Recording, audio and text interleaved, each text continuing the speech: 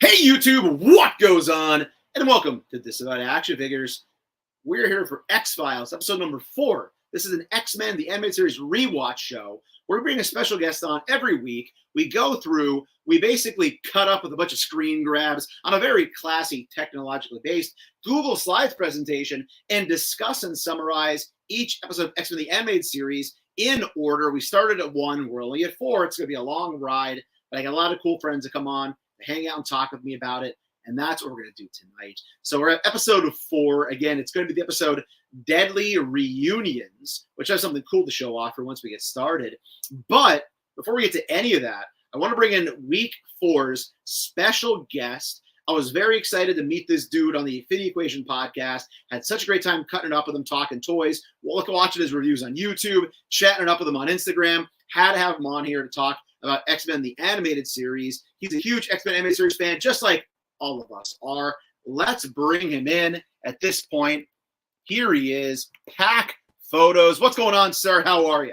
Hey, yo. What's up, man? Hey, yo. It's good to be on. Thanks for having me on, man. Dude, really appreciate you coming on, man. It's awesome to have you here. I had a great time talking with you on IE. So when I started this project started to gestate, I was like, you know what? I got to talk about you having you on early. I got to say, I'm noticing right out of the gate, you got some X-Men hoodie going on right there. Oh, yeah. We have the X-Men animated series hoodie, courtesy of Shop Disney circa 2020. Nice. I love it. Yeah. That's the best part of X-Men 97 coming back. And for people watching who might be new, that's one of the reasons I kind of started to come up with this idea, was because if you didn't know, X-Men the animated series is coming back with a sequel series, X-Men 97, sometime later this year, I believe. So I thought, what a better time to rewatch and cut it up with great people like you, Pac. Thank you, man. Yeah, as soon as I heard you were doing this, I was like, sweet, I get to rewatch this again and then hear people talk about it again, because this series is timeless to me. You know what I mean?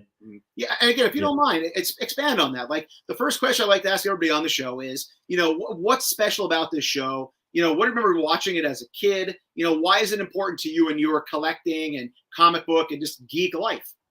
Well, so I actually remember the very first episode I ever watched.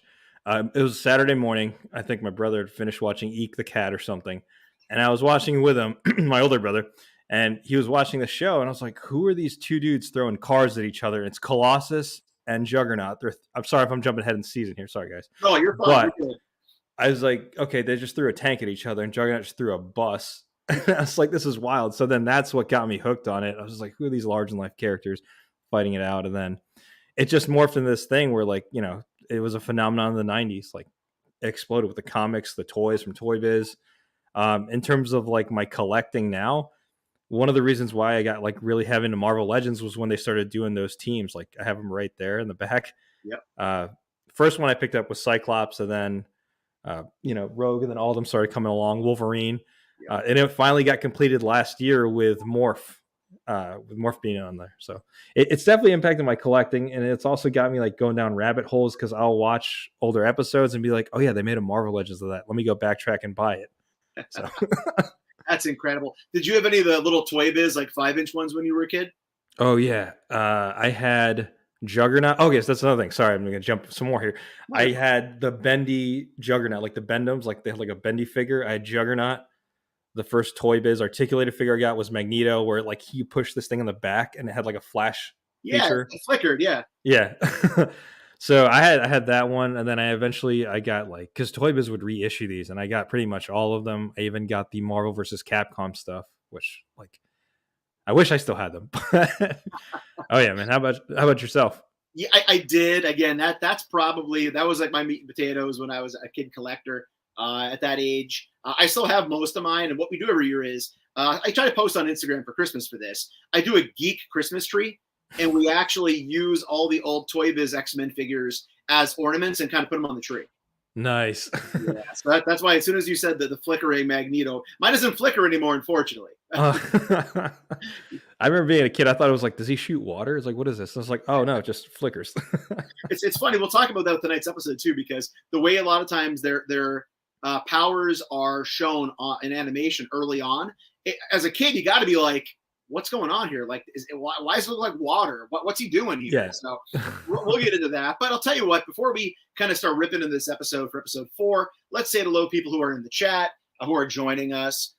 Four Feathers is here. How are you, sir? Good to see Four Feathers in the house. There he is, A to Z Toy Hunters Guild in the house. Arizona represent. What's going on, man? Thank you for being here, sir. I always enjoy talking to you on the different chats, and thank you for being here. Lucas says, hello. He's almost home. Lucas, if you're driving, please do not let this awful voice distract you from the road.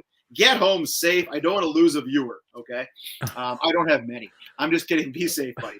I'm not kidding about the not many viewer part. I'm kidding about the get home safe. We're more important about that part.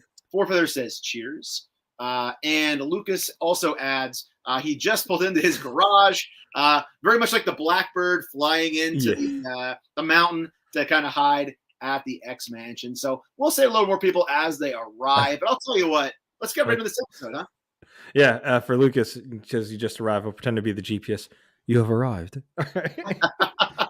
That's perfect. You are in the car. I have mine on British, so it's like you have arrived in the car park. Oh, you did? Yeah.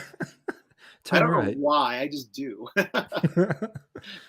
Lucas says, what's for dinner? Oh, sorry. Four Feather says, what's for dinner, bud? Nothing for me right now. Same here. I got a bottle of water, but yeah, I got the cup of water here from Dorney Park Haunt. Big glass of water. But dinner will be had as I watch AEW in about 45 minutes. We'll make something. Oh, that's right. I know you're a wrestling fan. I told myself coming in tonight, I'm like, I can't go over 45 minutes tonight by talking about wrestling because I love it. And I get off track so easily that it'd be very, very easy for us to talk wrestling and Cody Rhodes and Triple H last night and everything else. But I'll bring you back another time for a wrestling one. Sounds good. All right, very cool. So as we said, this is episode 4, Deadly Reunions. I did want to throw this up on the screen for anybody who is a collector. We talked about the VHSs in the past. So I do happen to have this particular one on VHS. Pac, did you have any of these as a kid? My brother had the one I think Art showed off, the Pizza Hut promoted VHS. But that's awesome, man, that you got that one. I only have a couple of those. I pretty much have all the same ones, the pizza. I think we all have the Pizza Hut ones, right? Yeah. Mom and Dad got pizza, and they were like, hey, sure, add that on for $3.99, right? Mm-hmm. That had like the interview with Stan Lee and them in there, I think, too. It did. I was talking about this with, I think, might have been Dante or whoever's on before. They also, I think, had like different guests. Like I'm pretty sure that what's his name? I think Liefeld might have been on one of the episodes as well as an artist. He still can't draw feet, by the way. It's true, guys. It's damn true. So people who are watching, if you're here for the first time live, or if you're watching on the playback, basically this is like Oprah Winfrey's book club. You know, we want to talk about this with you here in the chat. So, you know, if you haven't watched the episode, if you're watching this on a replay, pause it, go watch it, and come back. People who are in the chat right now, feel free, give us your comments, give us your takes on this episode as we go through, because that's the most fun with this, is doing it as a group, as a community. We want to hear what you have to say and what this show meant to you over the years. So participation is absolutely encouraged. So, Pac, our very first segment every week is, would you like to say it? Previously on X-Men. You nailed it. Okay. So last week in episode 3, Magneto tried to basically get Beast out of there. It was our first time seeing Magneto on the show. Sabretooth was basically causing a ruckus at Beast's trial, which resulted in the X-Men taking him in. Wolverine, knowing Sabretooth is a scumbag, doesn't want him there. He stays there anyway. But basically, Magneto wipes the floor with the X-Men. He kicks their butt completely. And we have to go back now after getting our butts handed to us. Well, we have Sabretooth back in the mansion. So, Pac, here's the thing. At the end, we'll talk about cameos. Yeah. So I don't want to delve too deeply into this right now, but we definitely get some pretty crazy cameos, literally in the opening, like 3 shots of this cartoon. Right. So real quick, who do you see in some of these photos? Maverick and Omega Red, who I happen to, little prop here, had him by my side table just to... If you're watching, you don't know, we're all avid Marvel Legends collectors as well, so they'll be making random sporadic appearances throughout the episode. Yeah. Now the other two, the other three, who are they? That's So I think we have Deadpool and the oh, one that's in the right. top I'm an there. idiot. Kind of zoomed in Sorry. on his face. Yeah. And I'm pretty sure the one with Maverick is Shiva, the Hmm. robot that's later in the show on Weapon X Lies and Videotape, I think it was called. Yeah. And the blonde, I wanted to look it up, but I thought it'd be more fun for our guest or our chat to help us out. Okay. It was either Val Cooper or Birdie, who was an obscure Sabretooth ally in the comic books. So I'm not sure who the blonde woman is with the glasses. I'm sure somebody can tell us in the chat, or we'll Google it while we go through the episode. Mephisto. What's that? Mephisto. It's always Mephisto, right? But yeah, so we'll talk more about these at the end. This very much, and again, they never knew they were going to get a second season out of the gate, so they were definitely, planting some seeds here for future episodes down the road. So people did hop into the chat while we've been talking and chatting here. So want to say, hey, what goes on to G-Force Racing 20? What's up, G-Force? What's up? And Lucas also added that Jubilee beats the S out of I'll probably curse at some point. I don't mind. I just try not to. This episode, proving that she's one of the most powerful members. Yeah, but we learned Sabretooth knows the secret is pin down her hands. Which we'll see later on. And then Four Feathers also added, Lucas, nice. They can't all be home cooked dinners. You got to get some junk too. All right, so moving along here. So I'll tell you what, Pac, I really, to this day, this opening sequence haunts me to my core. Does it really? It does. Not now, as like looking back as a kid, like I remember this scared me because I was like, what the hell's going on? Then the part where like Xavier, they're on the astral plane or what, they're in his brain, right? Telepathic. And Xavier like melds with Sabretooth, right? Yeah, and they like form like a one. Yeah, it's pretty cool actually. Yeah, it's like Xavier with Cyberns, I think, basically. Yeah. The thing that scared me is this freaking weird thing on the wall. Oh yeah, and it ends up looking like Wolverine. Like it morphs into this thing, like it has the adamantium claws in it, I think. Yeah. Oh yeah. Dude, I never to this day noticed that he had the adamantium claws. Truth be told, I rewatched this episode like 5 times. I was like, oh, I want to see this, this, and this. That's and now that you say that, it even has like the Wolverine mask, right? Yeah. 40 years old and still learning. What can I tell you?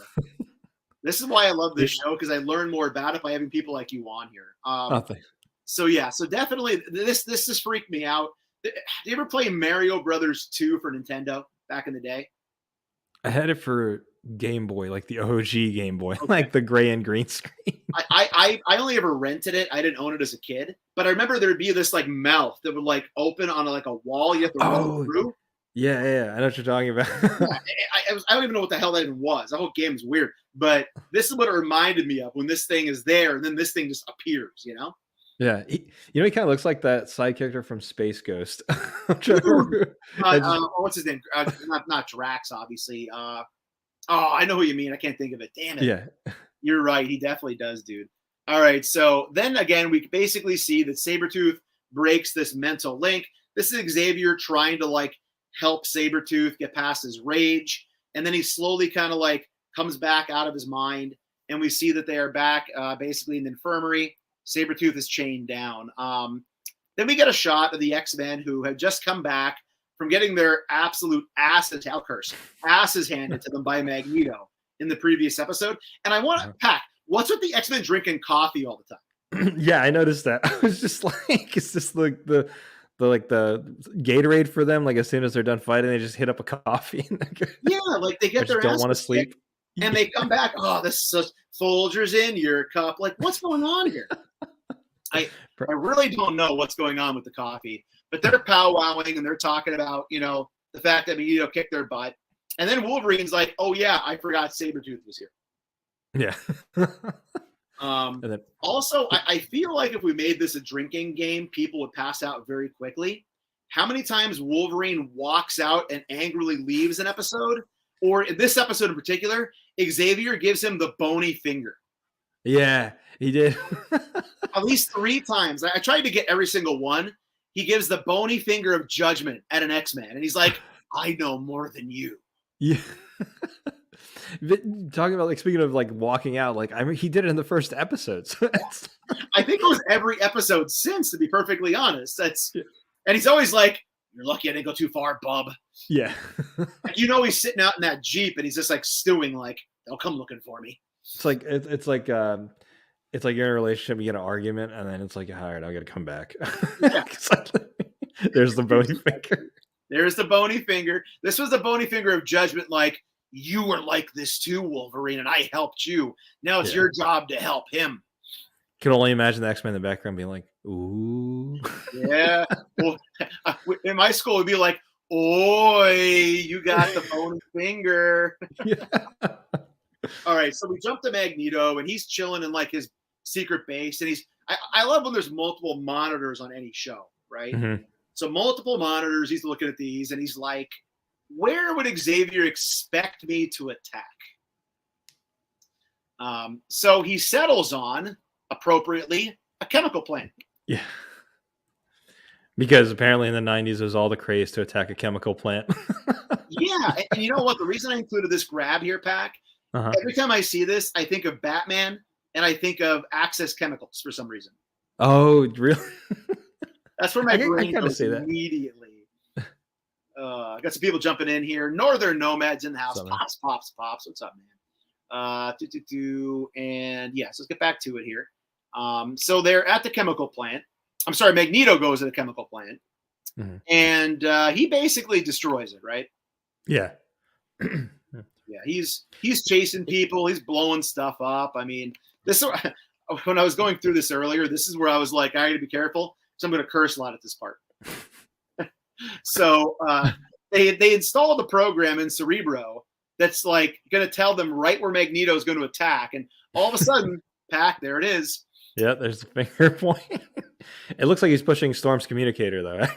Dude, it does. It looks like it's an inappropriate contact by the professor right there. Like we saw him in Onslaught, the X-Men series, get a little bit weird about young Jean Grey. Now he's going after Storm here, apparently. Yeah. But yeah, so we get the bony finger for the second time, right? Right. I see where the Legends team got their inspiration for the cell shitting on Storm, though. I can see it now. Yeah, right. You know, it's funny you say that. I noticed the same about Cyclops this episode too. Yeah. I'm like, okay, now I get it. Yeah. So Xavier is like, all right, somebody's attacking the chemical plant. It's probably Magneto. Magneto's still in like full super villain pose, right? Mm-hmm. Dude, the Blackbird. How awesome is the Blackbird on this show? Oh, I love it. I had the I think it was a Happy Meal toy or it was Burger King. It was one of them where it was Wolverine's half his body and he's on the Blackbird. And I was like, oh, sweet. I have a Blackbird technically. Dude, I think I still have that somewhere in my back room. Uh-huh. I'm gonna try to find it. If I do, I'll put it on Instagram and tag you. Please do. Oh yeah, and then like the adamantium claws came out of the wings. Yeah, that's crazy. I hope I didn't throw it away. I saw it in the last 3 years. I know that. It's somewhere there. But you know what I like about this scene? They play the theme song, like a little bit of it, as they're boarding the Blackbird about to leave. I was like, he's played the song. They did it. They played the song. Those maniacs. Yeah, man. Totally into that. When I see the Blackbird looking at this now, I don't know if you remember a few years ago, they put out the transforming Blackbird that turned into a transformer. Yes. It was like on GameStop and all that places. Yeah. Yeah. I think Target might have gotten it at the end. I didn't care less about it. And now I see it and I'm like, I kind of want to own that so I have a Blackbird in my collection again. Just for the collection, yeah. Yeah, just to have. Because I don't think we're ever going to get a Marvel Legends version of it. And if we do, the thing's going to be way too damn big for me to buy. So it's true. I think someone tried to make their own version of it. It's like, yeah, it's huge. I can't even begin to freaking imagine, man. So the X-Men are like, all right, we're going to go and fight Magneto after he just handed our asses to us yesterday. Pac, this does not take long for them to get their asses handed to them again. No, I rewound it a few times. It's like, was that it? He just like hit them each once and they were all out. Yeah, it was like Rock'em Sock'em Robots. The head popped off that quick. I love this part where I love Storm, and I love every time she like powers up, right? And she's like, you know what? To hell with this guy. He trashed me last time. I almost died. I'm just gonna freaking fry him. I'm gonna fry this a-hole right away. Yeah. She zaps him, and he's like, "Ha ha! You didn't know that electricity is like magnetism." Yeah, and he just basically absorbs it. Like they go very hard into making Magneto look very overpowered in these early episodes for obvious reasons. He's a very strong mutant. He's the master of magnetism. And he always looks like he has a ring, but he doesn't. Yeah. So he makes short work of Storm. He makes short work of Rogue. Cyclops chokes on like some sort of freaking chemical, right? Like we're in a chemical plant. I guess it makes sense, right? Right. Rogue goes over and tries to like save Storm from having the wall fall on her. And Pat, this is where we basically find out Storm's biggest weakness. Can you talk a little bit about that? Yeah. So basically, she has flashbacks of her as a kid, and then when the wall's about to collapse, like you hear Rogue trying to withstand the wall. It's like, Storm, I need you to help, and then it just collapses on it. Yeah. Yeah, and we find out she's claustrophobic. So that's like throughout the series and throughout the comic book, obviously, that's something where we find out that that's her weakness. Like, as powerful as she is, if you can just crash a wall or something on her, she freaks out and basically. And the other cool thing too is, we'll get to this later, this isn't the only child image we get of one of these people in the episode. True. I know what you're talking about. Yeah, so I think that's kind of cool that they really go above and beyond in this show to provide that backstory and that basic just biography of these characters to know why they are the way they are. Yeah, and kudos to them doing that and having that point across like within a 20-minute episode, Exactly. And that just shows the care that Lee Waltz put in the writing this. G-Force was Johnny on the spot here. With my excellent typing skills, Barack was the Space Ghost character. I knew somebody would help us out. We have a very informed audience. Thank you. Here. That's awesome, man. That's hilarious. All right, so working our way through. And I'm going to go back and watch Space Ghost tonight. All right, so Magneto kicks everybody's butt, and he's like, all right, I'm mad. I wanted Xavier. Where is he? Well, Xavier hits him with like a telepathic blast right here, right? Right. And it's the first time you see Xavier go into combat. Yes. Like he's actually on the field with them. It's funny because when I saw this, I immediately, I don't know why I thought of like the later trilogies of X-Men movies. I was like, I thought the helmet's supposed to protect him from that. But I was like, oh no, that was in the movie. This is different. You know what? No word of a lie. I thought the exact same thing. Yeah. Even with Wolverine's healing factor, which we'll talk about later this episode, like he regenerates so quickly in the movies.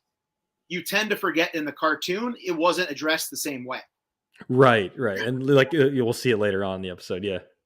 So yeah, so Magneto gets hit early on here, finally seeing Xavier.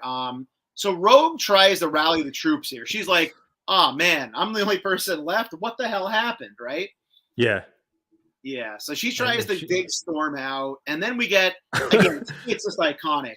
We get her trying to help out Cyclops. Can you talk us through what happens with Rogue and Cyclops here?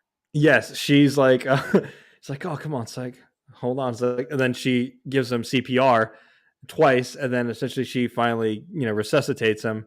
And then from there, you see that, because Rogue can absorb people's powers. You see she has the optic blast, and she's basically just firing at will. She's like, how do I turn this dang thing off? It's like, close your eyes. But it also shows like the level of like how powerful Psyche's beams are, like his optic blast. Like it's just crushing through everything. Yeah, definitely, man. I mentioned some of the earlier episodes. I obviously watch these shows a lot, but watching it and actually having to screen grab certain moments, I see different moments in the episode I just never really noticed. I love this image of Rogue with the beams just pushing past her hands. Oh, because it's in all directions? Yeah, this is awesome. Yeah, she almost looks kind of like Jean Grey's the Dark Phoenix in the face a little bit here, if you look. I was going to say, are they giving us like little hints? Yeah. They were doing Easter eggs before MCU. They may have been, but yeah, love this whole scene right here. I definitely think back to this. And something to keep in mind is we're obviously going to get like the more bigoted perspective at the end of this episode, with the people who hate the mutants. But looking at it from the perspective of a regular human, they are destroying this freaking chemical plant. The day before, they destroyed a nuclear power plant. Right. Nukes were shot into the air, and all the general public is told is mutants are the ones doing this. They don't know it's good mutants and bad mutants, right? Yeah. they just know it's mutants. Yeah, so Much, they're destroying this facility. The X-Men are trying to stop Magneto, but there's still a lot of collateral damage going on. Yeah. So then, so Cyclops tells her to do what? Close her eyes, and she finally does it. So she closes her eyes, and thankfully her eyelids aren't blown off. So now she's basically playing Marco Polo throughout the entire chemical plant, right?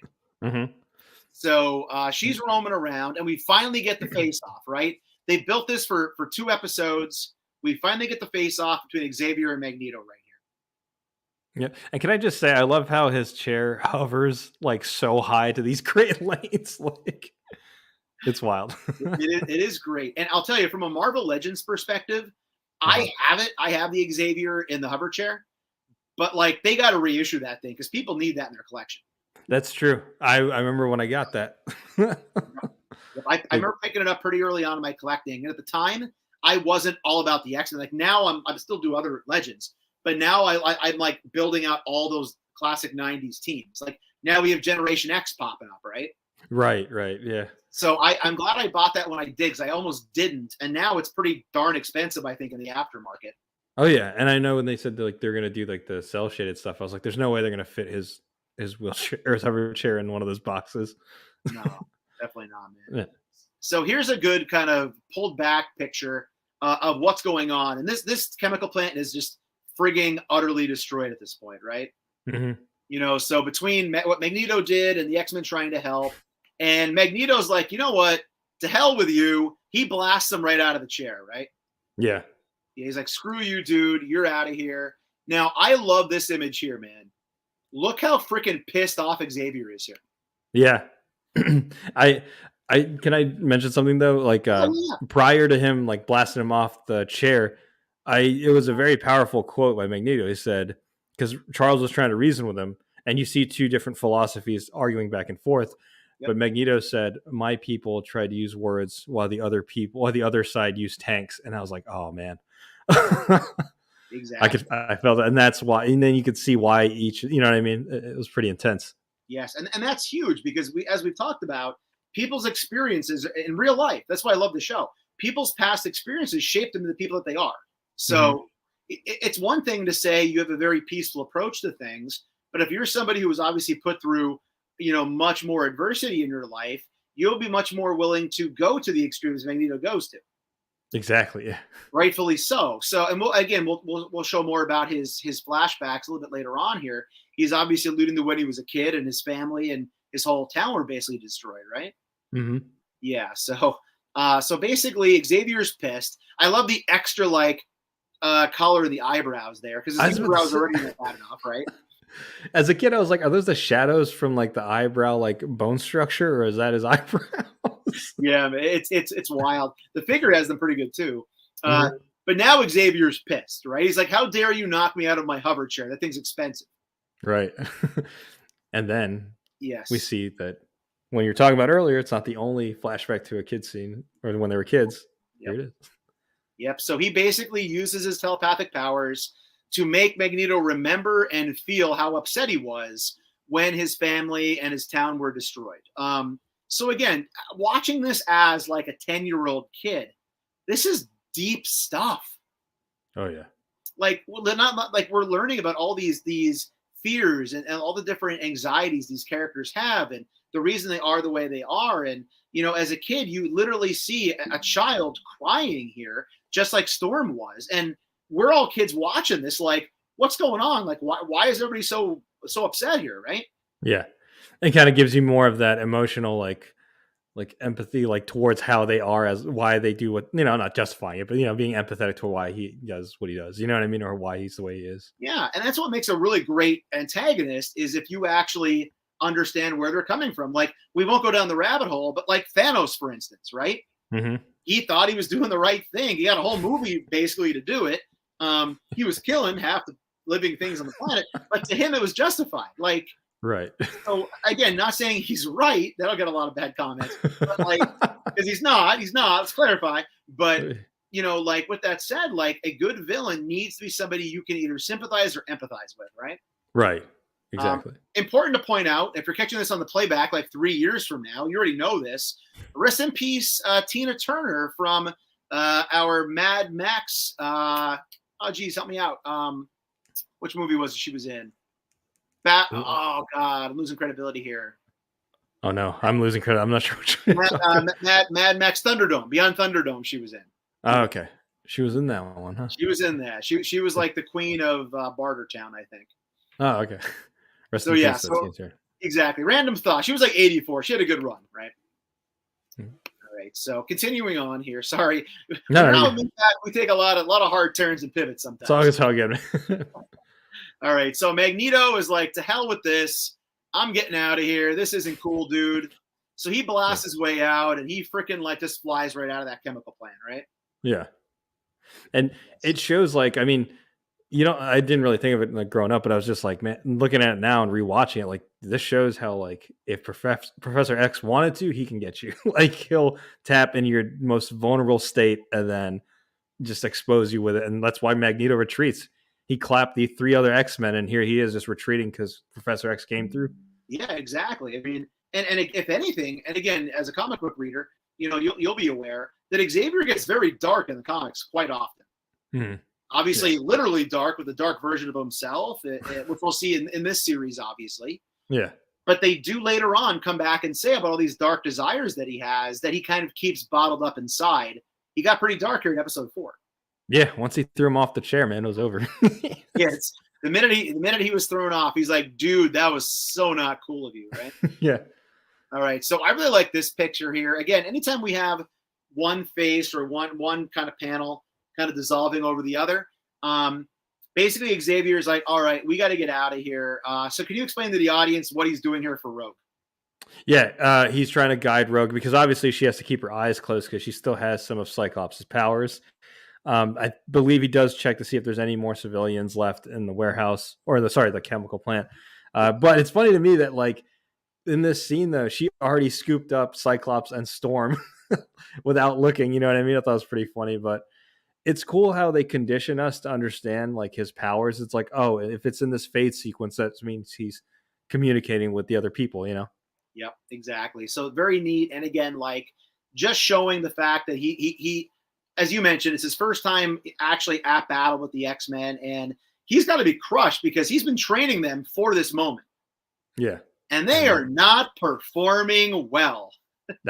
More time in the danger room. Yes, they are stacking up the L's right now. It's not for love either. All right, so chemical plant exterior completely effing destroyed, right? Yep.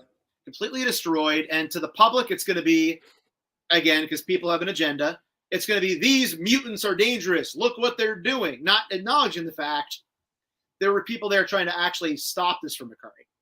Right. There's not going to be a storyline of, hey, it was the good mutants versus the bad mutant.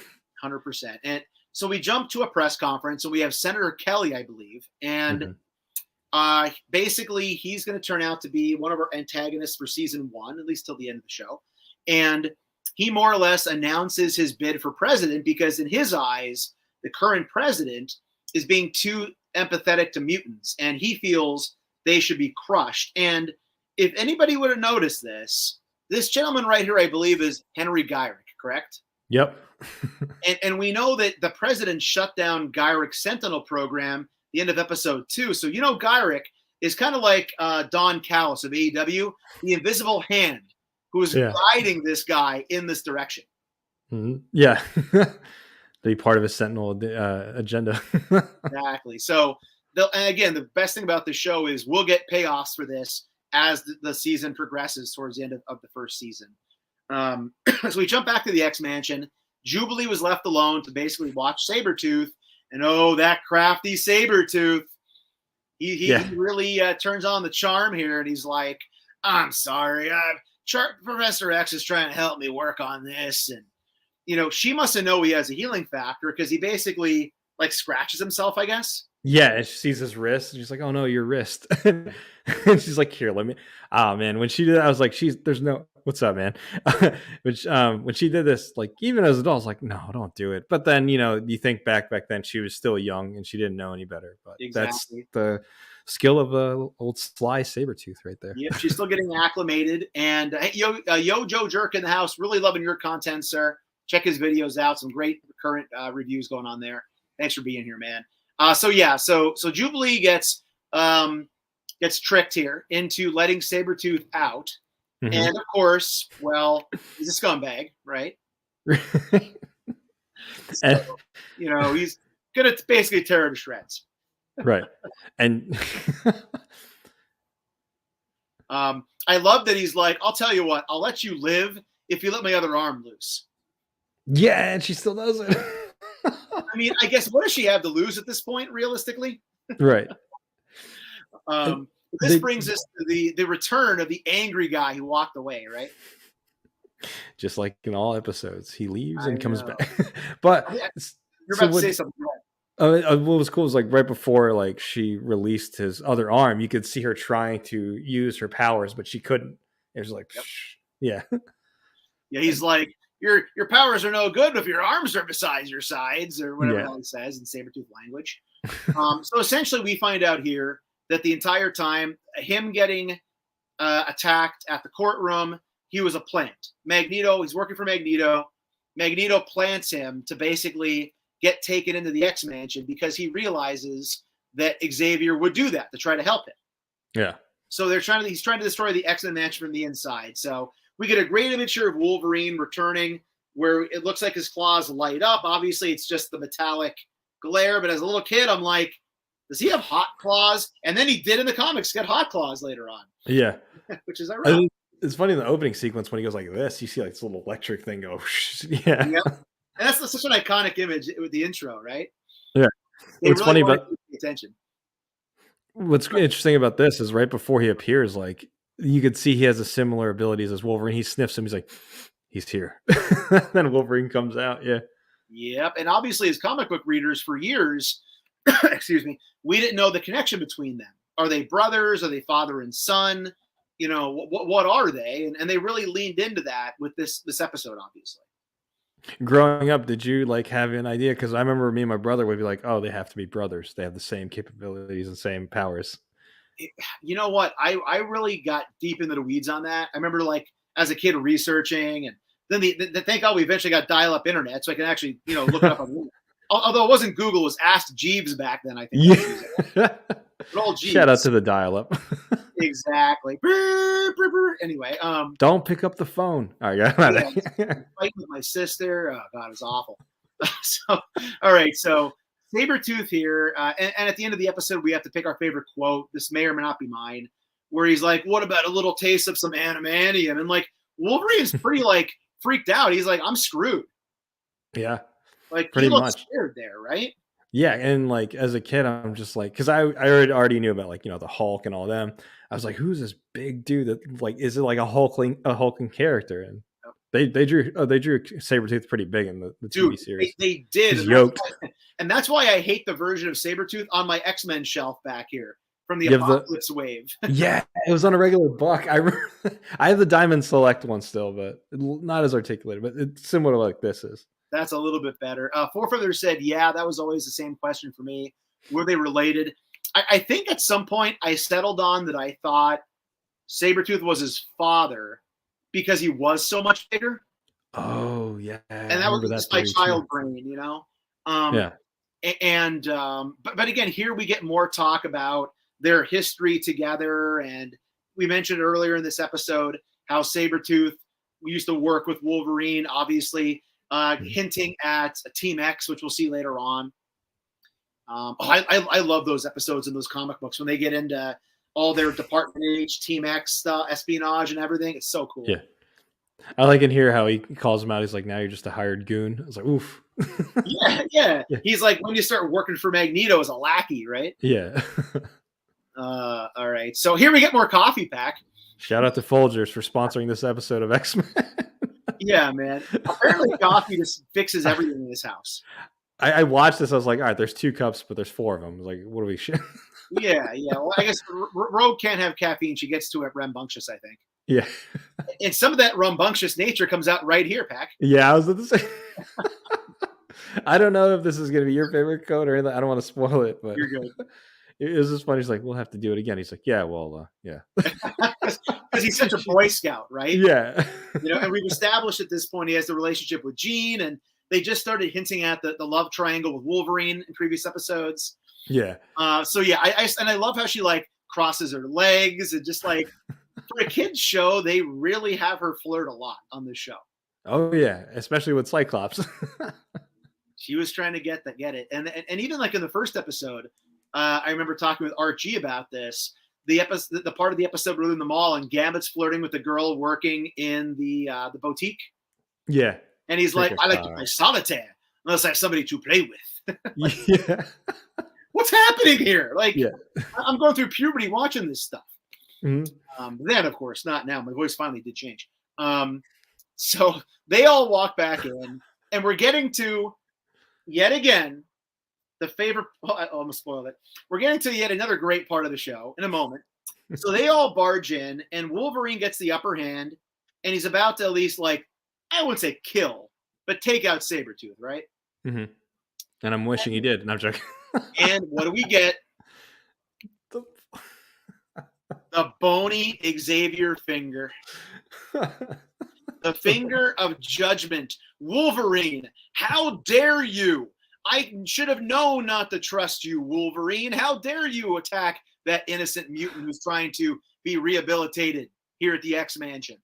It's like, as an adult, I'm like, yo, this is such a relatable scenario where it's like you're trying to do the right thing and they come in at the wrong time. It's like, no, this is well.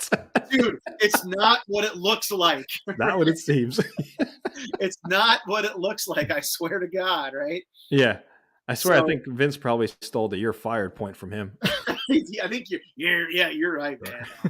Don't get me on the wrestling kick. I told you. That's on the tease. Keep it kayfabe. Yeah, exactly. Keep it kayfabe, baby.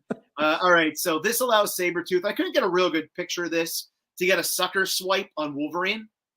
Mm-hmm. So Jubilee gets pissed here, and we get to see how strong her powers actually are, and she friggin' blasts Sabretooth right out through the wall. Yeah.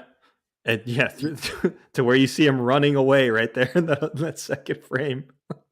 I almost screenshotted the frame where they show him pouncing because it zooms in like right on his butt. And I was going to be like, look at the great Sabretooth butt. And I was like, nah, we'll let that one go. That's the X-Men's. No. That was the swimsuit issue they put out later, right? Yeah. But it is interesting to note that, like, right before she did that, like, she tried to tell Professor Xavier, it's like, no, he was about to kill me. Like, he absolutely should swipe at him. Like, Yep. She literally is like, Chucky, Charlie, you're wrong. Like you just said, right? Mm-hmm. Rogue was a little minx. Whoa, Lucas, I'm not going to click on that one, buddy. I saw that. That's funny, but there might be kids. I don't know. That could be taken a different way. Wolverine had so many opportunities to take Sabretooth out, but Xavier just kept stopping him. And I'm sure at some point he was like, dude, just kill the guy, right? Yeah. But here we talked about this earlier. We're going to get back to this, man. We talked about how in the movies, Wolverine just like instantly heals from almost everything. Yeah, they shoot him and the bullets come out like immediately. Yeah, and here in the cartoon, he gets just slashed, and they're like, holy crap, he's going to die or something. Mm-hmm. Get him in the infirmary. Like in the movie, he'd be healed in like a minute or something. I was about to say, it's like, when is he going to get up, and when's the thing going to close up the wounds? Yeah, so like they really milk this as an injury, and then we do get this bandage. Yeah, and the bandages. And I was going to say this is almost an iconic look because like the next episode, I think it is, he's like supposed to be rehabbing and he's like doing like karate or whatever, and we get that Jean Grey moment, which we'll talk about next week. Yeah. Where that sentimental moment. But speaking of sentimental moments here, Jubilee right away showing a connection with Wolverine. We know how close they are in the comics. She's very worried, and obviously Wolverine saved her, right? Right. It's kind of like interesting because I started to talk about the movies, but it's like the relationship in this series is kind of how like it was with Rogue and Logan in the first, trilogy of X-Men movies. I guess the first movie, I should say. Completely agree. It's basically like they were taking that relationship and just supplanting her in there, right? Right. Like they didn't have Jubilee to fill that role, so they threw Rogue in there. So we do finally get Xavier going. I gave way too many bony fingers of doom in this episode. Yeah, he should be pointing at himself for being wrong. Yeah. And Storm's like, you didn't fail, Xavier. We all did. And I'm like, don't celebrate that. Yeah, it was. You're failing at the one job. Hey, we failed at a group project. It wasn't just you; it was all of us. we all were spent too much time drinking coffee than training. All right, so we close out the episode. Magneto essentially again discussing some philosophy here, essentially saying, "All right, Chucky, Charles, you threw yourself in with the humans. All the mutants are going to flock to me, and we're going to kick your butt." Right. That's essentially it. And further, like leaving it open to interpretation. When's he going to come back? Exactly. Which is something the series did a great job of. They did. They let things breathe, as they say in the wrestling shows, right? Yeah. Let it breathe a little bit and bring it back later. Yeah, and I feel like in an era where it was always like, all right, here is the villain of the show, move on to the next, Power Rangers was synonymous with it. But like this series did a great job of just continuing the storyline. Yep, 100%. And you could tell they actually had a plan. They weren't booking from the hip, so to speak. Yeah, right. This isn't Vince Russo writing it. That's right. That's right. We're gonna put Judy Bagwell on a poll again this week. So just Google it if you don't know Judy Bagwell on a poll, people. All right, so cameos. We talked about these on the way in, but definitely this was the writers. I'm thinking that down the road, hoping they could bring these characters around. Mm-hmm. You mentioned earlier, I think we do get Omega Red in season 1, I believe. Yes.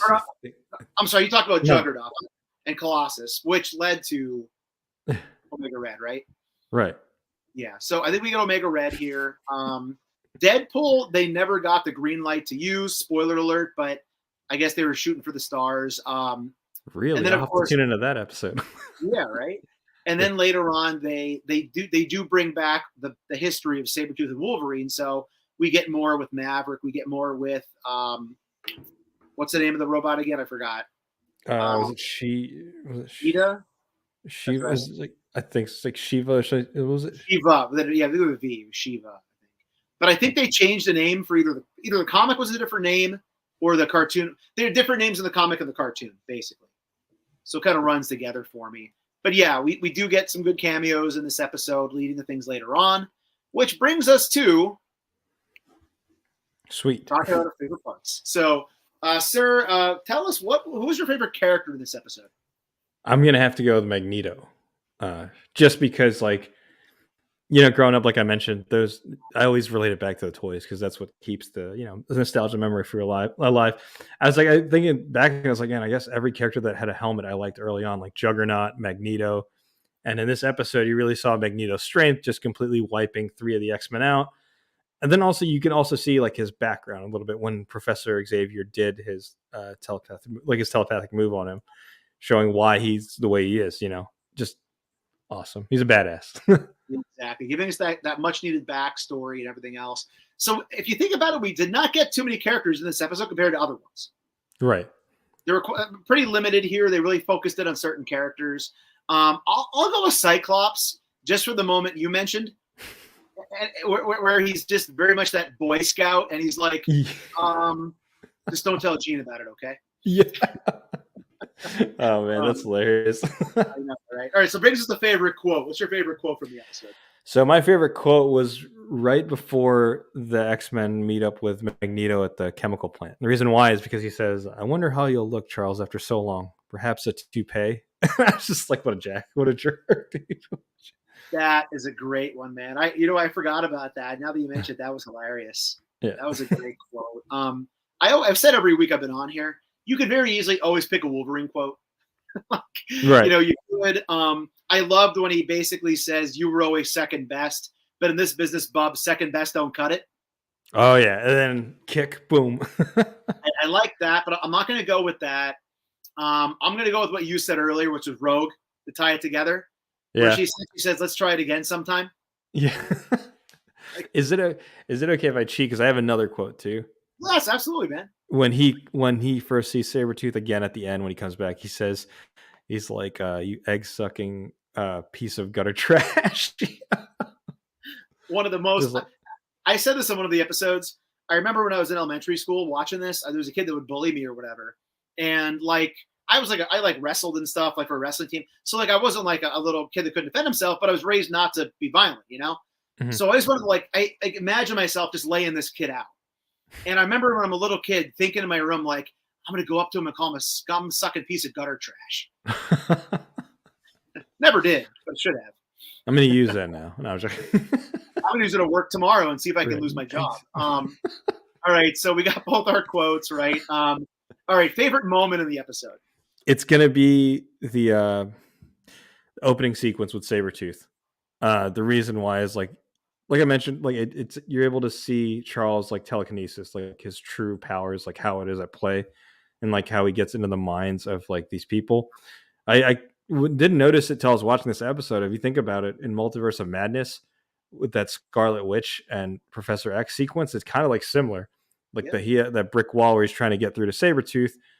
In Multiverse of Madness, yeah, she was under some rocks, but it was more so that like, you know, to lure him. But I don't know. I'm going off track here, but I do like they're showcasing the powerful, like how powerful Professor X can be. Yeah, no, you know what? That's another example I hadn't thought of. You're absolutely right. Very similar to how she was stuck inside that bricked-in box, and her mind was trapped, and he's trying to basically save them, right?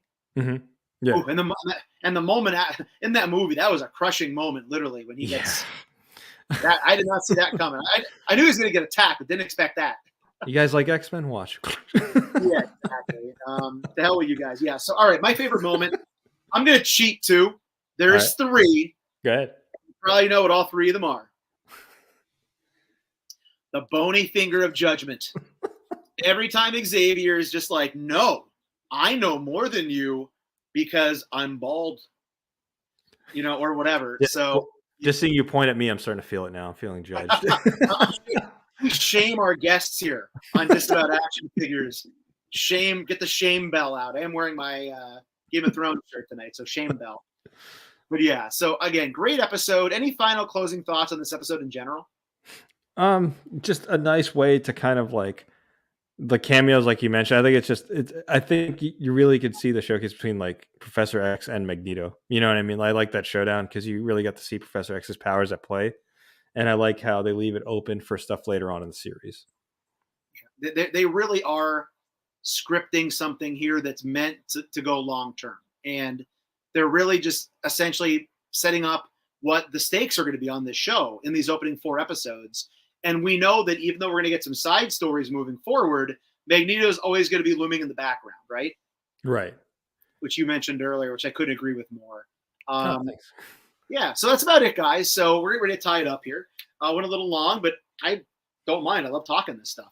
Yeah, likewise. So sir, tell us, what are your socials? Where can people find you? What are some things you work on? Maybe sometimes you post different theme photos, things like that. So you can find me on YouTube at PacPhotos. I think my handle is like Real PacPhotos because somebody else has that handle. And YouTube, you can expect stuff like toy reviews. I usually review like domestic lines like Marvel Legends and McFarlane toys. You can find me on Instagram. I've been shooting a lot of Marvel Legends lately. Like I just rebought the Shang-Chi. I'm having a fun time posing it. So you find me on there. You can also find me on MySpace. No, I'm joking. Sometimes on my channel also we do a podcast called the Lonely Fans Podcast where we talk about like pop culture, like movie stuff. But yeah, on the socials, kind of everywhere at PacPhotos. That's awesome, man. Yeah, and again, I think it was your Apocalypse Marvel Select review you put up. Yeah, I love that thing, watched that, dude. You almost have me. Hey James, what's up, man? I haven't got it yet. I haven't seen it yet, but if I do, I might pick it up. I have the Marvel Legend, but Xavier. Apocalypse can grow to any size, so like having all those different sizes can look pretty cool in a shot. Oh yeah, for sure. And I justified in my head. I'm like, I'm not going to sell the other one. I'm going to keep it for my animated display, and I'm going to keep Select for the villains display, which is where Galactus is back there. that animated one's another one that I have had in my hand multiple times. No, I can't get myself to do it. Like I don't want to open it. That's the problem. Okay. It just looks so cute. Yeah, that's what I end up doing. And I have everything in this room, right? So yeah, please give Pac a follow over at Instagram. Check out his YouTube videos. Guy does some great shots and obviously some great reviews. As far as my show goes, I recently dropped a review on this guy right here. The tracksuit, I checked that out. Yeah, man. Yep. Yeah, tracksuit. I won't talk about it here. Go watch the review if you want to know what I think. I just like the comparison with Orange Cassidy and the Molotov in the middle. Spoiler, sorry. Everybody has their last but not least. So he was easily my last but not least for all my reviews. But yeah, if you watched my show before, guys, you know I do toy reviews, mostly toy hunts. Instagram every Friday, Figure Friday photo gets posted. So feel free, if you're new, to please check that out. Yo Joe Jerk says, I love that masked head. Yeah. Dude, me too, man. That was the highlight for me there. James also added, sorry guys, I was playing Zelda. Dude, never apologize for playing Zelda, okay? Oh man. All right. Well, this has been great. Thank you, man, for being on. I'm sorry we ran a little bit long. I got off topic there. This was fun. It went by real fast. I'm enjoying this, man. This was fun. Thank you again for having me. Hey, anytime. I am hoping to have having multiple guests on near the end of season 1 who were on before. Mm-hmm. So hopefully, if you're free, we can have you back to talk about the last episode of season 1 as well with some other people who were on this season. Oh yeah, let's do it. Royal Rumble, baby. Yeah, awesome. And again, I know you also do you do a live stream as well, I think, or no? I do Monday Night Toys. It's a thing I try to do bi-weekly, like talking about different toys per week, but just wrapped it up this past week with my buddy Fobster. Talked about Mezco toys and correlation to X-Men. I unboxed the Mezco PX exclusive Marvel Now Magneto. Oh, there's a lot of M's in that. You got through it though masterfully. Remorta, of course. Yeah, check those out. And right about now, we're almost at time for Between Two Sentinels to come on. So we'll sign off here. I don't want to cut into their time. Jay, Shot, and Matt, you always have a great show every week. So we'll get out of here. But everybody, if you're new, please consider hitting that subscribe button. It's free for you. It doesn't cost you anything. Helps us grow the channel tremendously in the march to 5,000 subscribers. Go ahead and hit that bell for notifications. The YouTube actually notifies you and tells you when we post new content here on the channel, like our weekly toy hunts, reviews, and live streams. Leave a comment down below. Hit that like button. And for daily toy content and daily toy updates, try checking us out over at Instagram and Twitter at disavowed_12. Hey, everybody, if you're going toy hunt this week, please try to remember the 3 Ps of the toy hunt: patience, persistence, most of all, politeness. Take care. Stay healthy. We'll be seeing all of you at the pegs. Thanks, everybody. Thanks, Pac. Thanks, man.